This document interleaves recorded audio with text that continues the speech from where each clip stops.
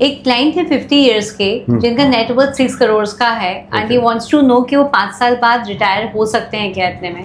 ठीक है, तो आप उसका मुझे ब्रेकअप बताइए। नेटवर्थ 6 करोड़ का है, राइट? हाँ, तो उनका 2 फ्लैट्स हैं, पहला जिसमें रहते हैं 1.5 करोड़, दूसरा वाला है 1 करोड़ का। उनका एसऑप में 3 करोड़ का है इन्वेस्टमेंट और 50 लाख का है एमएफ में। ओके, ठीक है। और मंथली एक्सपेंस कितने हैं? 1.5 लाख। 1.5 लाख। और टारगेट रिटायरमेंट एज 55 इयर्स है। तो assuming 6% inflation and 12% health cost inflation, right?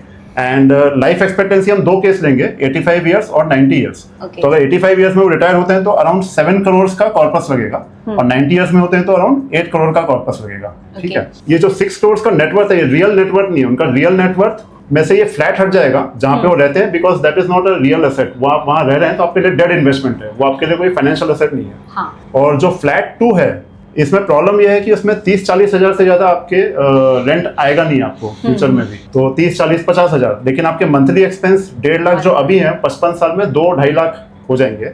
So this will not be helpful and इसकी वैल्यू आगे जाके गिरेगी क्योंकि it will become an old property.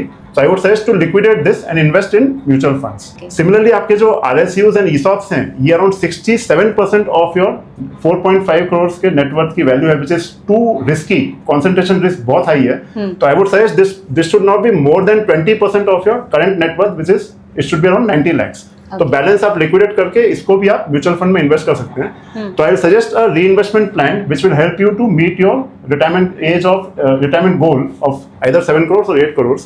तो उसमें आप क्या करेंगे, आरएसयूज और ईसॉप में आप रहने देंगे सिर्फ 90 लाख रुपए इंस्टेड ऑफ 3 करोड़ और बैलेंस आप रीइन्वेस्ट करेंगे along with your existing mutual fund holdings and flat in MFs and stocks which will be around 3.6 crore. तो आपका टोटल हो जाएगा 4.5 करोड़। तो at 12% CAGR in 5 years it will reach around 7 crores. So this should be sufficient to meet your life expectancy till 85 years. अब 8 करोड़ के additional 1 crore आप कहाँ से जनरेट करेंगे? आपको क्या करना है कि मंथली SIP स्टार्ट करना है अराउंड 1.22 लाख रुपीस की। So at 12% CAGR this will grow to 1 crore when you reach 55.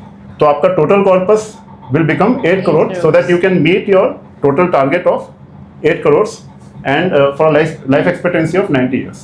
Does that help? Yes, it does. Thank you.